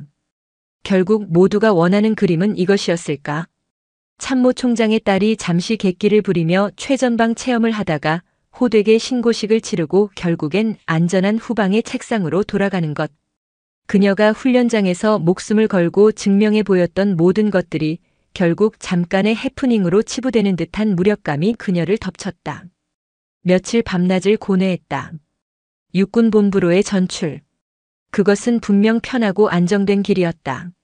누구도 그녀를 감히 무시하지 못할 것이고 험한 훈련을 받을 필요도 없었다. 장군인 아버지를 둔 딸에게 어울리는 모두가 당연하게 생각하는 길이었다. 하지만 그 길 끝에 과연 자신이 원하는 강지우가 있을까? 소대원들과 함께 흙먼지를 뒤집어쓰며 웃던 그 순간의 희열을 그곳에서도 느낄 수 있을까? 혼란스러운 마음에 그녀는 차민서 대위를 찾아갔다. 차 대위는 훈련 계획을 짜다가 복잡한 표정의 지우를 보고는 조용히 자리를 권했다. 지우는 본부에서 걸려온 전화와 전출 제안에 대해 솔직하게 털어놓았다. 이야기를 다 들은 차 대위는 한참 동안 말이 없었다. 그녀는 창밖으로 보이는 훈련장을 바라보며 나지막이 입을 열었다. 나도 비슷한 제안을 받은 적이 있었지. 그녀의 목소리는 과거를 회상하는 듯 아련했다. 특전사에서 팀장으로 구를 때였어. 여자라는 이유로 웬만한 남자들보다 두세 배는 더 노력해야 했지. 그러다 작전 중에 부상을 입었어. 주변에서는 다들 이제 그만 편한 곳으로 가라고 하더군. 여군 학교 교관이나 본부 행정직 같은 자리. 그게 여군에게는 최선의 길이라고. 그녀는 지우를 바라보았다. 그녀의 눈빛은 깊고 단단했다. 선택은 내 몫이야, 강소희. 어느 길이 옳고 그르다고 말할 수는 없어. 하지만 한 가지만 물어보지. 10년 뒤 내가 어떤 군복을 입고 어떤 얼굴로 서 있기를 바라나? 반짝이는 구두를 신고 회의실에 앉아있는 모습인가? 아니면 흙먼지 묻은 전투화를 신고 부하들과 함께 서 있는 모습인가? 차 대위의 질문은 지우의 마음 한가운데를 정확히 꿰뚫었다. 그녀는 더 이상 아무 말도 할 수 없었다. 대답은 이미 그녀의 마음속에 정해져 있었다. 어떤 선택을 하든 나는 강소희의 결정을 존중할 거다. 하지만 이것만은 기억해. 내가 있어야 할 곳은 다른 사람이 정해주는 자리가 아니라 내 심장이 뛰는 곳이어야 한다는 거. 그날 밤 지우는 잠 못 이루고 관사 책상에 앉아 있었다. 그녀의 앞에는 두 개의 길이 놓여 있었다. 하나는 모두가 바라는 평탄하고 안전한 길. 다른 하나는 스스로 개척해야 하는 험하고 불확실한 길. 그녀는 조용히 눈을 감았다. 귓가에 소대원들의 함성과 웃음소리가 그리고 흙먼지의 냄새가 아른거리는 듯 했다. 그녀의 심장이 어디를 향해 뛰고 있는지 너무나도 명확하게 느껴졌다. 11장 남겨진 자들의 온기. 강지우 소위의 고뇌는 며칠 동안 계속되었다. 그녀는 겉으로는 평소와 다름없이 소대장으로서의 임무를 수행했지만 마음속에서는 거센 파도가 일고 있었다. 육군본부로의 전출. 그것은 그녀를 둘러싼 모든 문제를 한 번에 해결해줄 달콤한 유혹이었다. 더 이상 참모 총장의 딸이라는 부담스러운 시선 속에서 자신을 증명하려 애쓰지 않아도 되었다. 그러나 그 길을 선택하는 순간 그녀는 이곳에서 피땀 흘려 얻은 모든 것을, 특히 소대원들과의 끈끈한 유대를 스스로 끊어버려야 했다. 그녀는 매일 아침 소대원들의 얼굴을 보며 하루를 시작했다. 한때는 공포와 어색함으로 가득했던 그 얼굴들이 이제는 너무나도 익숙하고 편안했다. 훈련 중에는 서로의 등을 믿고 맡기는 든든한 전우였고 휴식 시간에는 시시껄렁한 농담을 주고받는 형제와도 같았다. 그녀는 일소대라는 작은 공동체의 단순한 지휘관이 아니었다. 그녀는 그들의 누이였고 친구였고 가족이었다. 그러던 어느 주말 소대원 중 한 명인 이일병의 표정이 유난히 어두웠다. 평소 활달하고 긍정적이던 그가 훈련에도 집중하지 못하고 계속 한숨만 내쉬는 것을 지우는 놓치지 않았다. 그녀는 저녁 점호가 끝난 후 조용히 이일병을 불렀다. 무슨 일 있나, 이일병? 안색이 안 좋아 보인다. 이일병은 처음에는 괜찮다고 손사래를 쳤지만 진심으로 걱정하는 지우의 눈빛에 이내 무너져 어렵게 입을 열었다. 고향에 계신 어머니가 갑자기 쓰러져 수술을 받게 되었는데 수술비가 만만치 않아 집안 전체가 걱정에 빠져 있다는 것이었다. 제가 지금 할 수 있는 게 아무것도 없어서 너무 답답합니다. 그는 끝내 고개를 숙이고 눈물을 글썽였다. 지우는 아무 말 없이 그의 어깨를 두드려 주었다. 그리고 다음 날 아침 그녀는 중대장인 차민서 대위에게 상황을 보고하고 이 일병에게 특별 휴가를 보내줄 것을 정식으로 건의했다. 규정상으로는 쉽지 않은 일이었지만 차 대위는 지우의 의견을 존중해 사단 본부에 직접 요청했고 결국 이 일병은 3일간의 청원 휴가를 받을 수 있었다. 지우는 거기서 멈추지 않았다. 그녀는 자신의 월급을 털어 봉투를 하나 준비했다. 그리고 휴가를 떠나는 이 일병의 손에 조용히 쥐어주었다. 큰 돈은 아니지만 어머님 병원비에 보태 써라. 그리고 이건 소대장으로서의 명령이다. 절대 거절하지 마. 이 일병은 눈이 동그래져서 어쩔 줄 몰라 했다. 그는 몇 번이고 거절했지만 지우의 단호한 태도에 결국 눈물을 펑펑 쏟으며 봉투를 받았다. 소대장님, 이 은혜를 어떻게 갚아야 할지. 갚을 생각 말고 어머니 잘 보살펴드리고 건강한 모습으로 복귀하는 게 갚는 거다. 알겠나? 이 일병이 떠난 후 이 이야기는 소대 내에 조용히 퍼져나갔다. 소대원들은 자신들의 소대장이 보여준 따뜻한 마음에 깊은 감동을 받았다. 그녀는 단순히 훈련만 잘 시키는 지휘관이 아니라 부하의 아픔을 진심으로 함께 나누는 리더였다. 한편 지우의 전출에 대한 소문은 다른 경로를 통해 조금씩 새어나오고 있었다. 상급 부대에서 내려온 간부들 사이에서 강소위가 곧 본부로 영전한다는 이야기가 돌기 시작한 것이다. 소대원들의 귀에도 그 소문이 들어가지 않을 리 없었다. 그들은 불안해지기 시작했다. 이제야 진짜 우리 소대장님이라고 생각했는데 이대로 우리를 떠나시는 걸까? 특히 김상병은 그 누구보다 지우의 마음을 헤아리고 있었다. 그는 지우가 참모총장의 딸이라는 꼬리표 때문에 겪는 미묘한 어려움과 소외감을 어렴풋이 느끼고 있었다. 그는 지우가 떠날 수도 있다는 생각에 마음이 무거웠다. 그는 며칠을 고민하다 다른 소대원들을 조용히 불러 모았다. 소대장님이 우리를 떠나실지도 모른다. 그의 말에 내무반은 찬물을 끼얹은 듯 조용해졌다. 우리가 할 수 있는 일이 없을까? 소대장님이 여기에 계속 계셨으면 좋겠다는 우리 마음을 보여드릴 방법이 없을까? 소대원들은 저마다의 의견을 내놓았다. 그리고 며칠 뒤 그들은 자신들만의 작은 이벤트를 준비했다. 그날은 1소대가 부대 내 환경미화 평가를 받는 날이었다. 소대원들은 며칠 밤을 새워가며 내무반 구석구석을 쓸고 닦았다. 낡은 관물대에는 페인트 칠을 새로 했고 창문에는 정성껏 만든 종이꽃을 달았다. 그리고 평가가 있던 날 오후 그들은 지우를 내무반으로 불렀다. 지우가 내무반에 들어서는 순간 그녀는 깜짝 놀라 걸음을 멈췄다. 완벽하게 정돈된 내무반 중앙 소대원들이 모두 도열해 있었다. 그리고 그들 뒤쪽 벽에는 서툰 솜씨지만 정성이 가득 담긴 현수막이 걸려 있었다. 우리의 영원한 1소대장님, 꽃길만 걸으십시오. 하지만 저희와 함께 군악길로. 재치 있는 문구의 지우는 저도 모르게 웃음이 터져 나왔다. 김상병이 대표로 나서서 편지 한 통을 그녀에게 건넸다. 그것은 1소대원 전원이 한 문장씩 써내려간 진심이 담긴 편지였다. 소대장님, 저희를 진짜 군인으로 만들어주셔서 감사합니다. 소대장님 덕분에 군 생활이 즐겁습니다. 어디 가시면 안 됩니다. 저희 전역할 때까지 꼭 같이 계셔야 합니다. 한 문장 한 문장을 읽어내려가는 지우의 눈에 눈물이 고이기 시작했다. 그녀를 괴롭혔던 모든 고뇌와 혼란이 이 따뜻한 진심 앞에서 눈 녹듯 사라지고 있었다. 그녀가 있어야 할 곳은 바로 여기였다. 자신을 믿고 따라주는 이 사랑스러운 부하들이 있는 곳. 남겨진 자들의 온기가 그녀의 길을 환하게 비춰주고 있었다. 그녀는 눈물을 닦고 소대원들을 향해 돌아섰다. 그리고 그 어느 때보다 밝고 힘찬 목소리로 말했다. 누가 어디 간다고 그러나? 나는 너희들 전역하는 거 다 보고 그 다음에도 여기 있을 거다. 그녀의 말에 내무반은 떠나갈 듯한 함성과 박수 소리로 가득 찼다. 그 순간 강지우는 자신의 선택을 확신했다. 그녀는 모두가 바라는 평탄한 꽃길이 아닌 흙먼지 날리는 군악길을 선택했다. 하지만 그녀는 알았다. 그 길이 세상 그 어떤 길보다 아름답고 행복한 길이라는 것을. 12장 나의 길 나의 부대. 소대원들의 진심 앞에서 자신의 길을 확신한 강지우는 더 이상 망설이지 않았다. 그날 저녁 그녀는 육군본부 부관에게 전화를 걸어 정중하지만 단호한 어조로 자신의 의사를 전달했다.